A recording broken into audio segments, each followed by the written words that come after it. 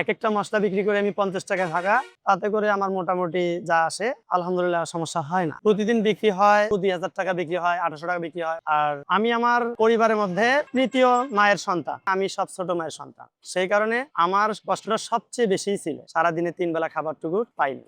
Metric পরীক্ষা দিতে পারিনি, সবচেয়ে বড় কষ্ট এটা, শুধু অভাবের কারণেই দিতে পারিনি। আমার বাবা ছিল বৃদ্ধ মানুষ, একসঙ্গে বাইরে হলে অনেকে আমাকে মানে নাতি দাদা বলে মনে করতো, এরকম একটা বয়স। তো সেদিক থেকেও আমি সাপোর্টটা অনেক দুর্বল ছিলাম, পাইনি, যার কারণে আমার লেখাপড়াটা ওই পর্যন্তই, মেট্রিক পরীক্ষাটা দিতে পারিনি। আমার সবচেয়ে বড় কষ্ট ছিল খাবারের কষ্টটা। আমি সকালে যদি মাদ্রাসায় যাইতাম, লেখাপড়া করতাম, মাদ্রাসায় যদি যাইতাম হয়তো পানি পান্তা খেয়ে গেছি, দুপুরবেলা কোনো মতে কিছু খেয়ে দিন পারি করছি, বিকালে এসে আবার কিছু পানি পান্তা থাকলে খাইছি, নতুবা নাই। লেখাপড়া মন বসে না, কষ্টের যন্ত্রণা। সবচেয়ে বড় কষ্ট হলো আমি থাকতাম আমার বড় মার ঘরে, আর আমার মা থাকতো আরেক গ্রামে, ওখানেও আমাদের জায়গা জমি ছিল, সেখানে থাকতো, সেটা গ্রাম এলাকা। আর আমি শহরে লেখাপড়া করার কারণে বড় মার কাছে ছিলাম, আর সেই কারণে মায়ের কষ্টটা আমার বেশি হয়েছে। আর সৎ মা যেভাবে খাবার দেয়, যেভাবে রাখে, ঠিক অবর্ণনীয় কষ্ট আমি করেই মেট্রিক পরীক্ষা পর্যন্ত গিয়েছিলাম, কিন্তু পরীক্ষা দিতে পারিনি। তারপরে সংসার বোঝা যখন কাঁধে আসলো, তখন আমি দিন মজুরি কাজ শুরু করি, যেমন রাজমিস্ত্রি কাজ।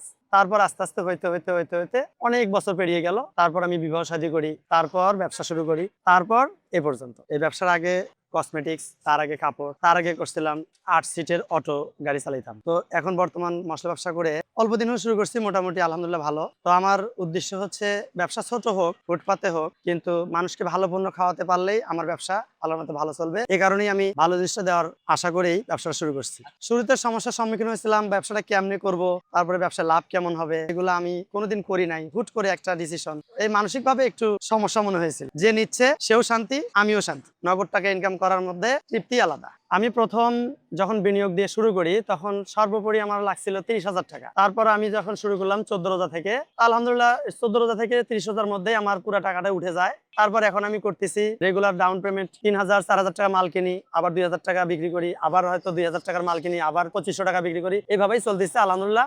এখন প্রতিদিন গড়ে আমার মনে করেন যে 700-800 টাকা আল্লাহর মতো আসতেছে। পাঁচফোড়ন, জিরা, মিক্সার, গরম মশলা এগুলাই বেশি বিক্রি করি। তার মধ্যে সবচেয়ে যেটা বেশি চলে, আমার জিরা আর গরম মশলাটা বেশি চলে। আলহামদুলিল্লাহ আমার সংসার আগের চেয়ে ভালো চলতেছে। তো মাঝে মাঝে একটু আকাশ খারাপ, ফুটপাতে কোনো চাপ, তখন একটু সমস্যা, এছাড়া আলহামদুলিল্লাহ আর কোনো সমস্যা হয় না। যখন ব্যবসা করছিলাম, ওই যে কাপড়ের ব্যবসা, যখন দেখি যে সারাদিন আমার বিসমিল্লাহ হয় না, 200-300 বিক্রি হয়, আর 800,000 টাকা আমার খরচ যায়, তখন মনে হয়েছিল আমি ব্যবসা ছেড়ে দিয়ে কোথাও আমি চাকরি টাকরি করি বা কোনো দোকানে থাকি, এরকম মনে হয়েছিল। কিন্তু আমার পরিবার সেটা করতে দেয়নি, সে বলেছিল না, ব্যবসায় ঠিক আছে। এখন পর্যন্ত আমার বড় সাফল্য হচ্ছে এটাই, আমি ব্যবসা করে স্বাধীনতায় চলতে পারতেছি, আর নিজের ইচ্ছা মতো খরচ করতেছি, আমার যা মনে চায় আমি তা পূরণ করতে পারি, এটা আমার বড় সাফল্য। যখন আমি প্রথম ব্যবসা করি, তখন মূলধন ছিল আমার 30,000 টাকা, সেটা কাপড়ের। তারপর ওই ব্যবসাটা ক্লোজ করার পর যখন আমি আবার কসমেটিক্সে আসি, আবার ওরকম 20-30,000, আর এখানেও প্রায় ওরকমই মূলধনটাই। মোট কথা 30,000 হইলেই আমার মোটামুটি চলে। আমি আসলে যেখানে ব্যবসা করতেছি, এটা হচ্ছে অস্থায়ী অবস্থায় আছি, বিএম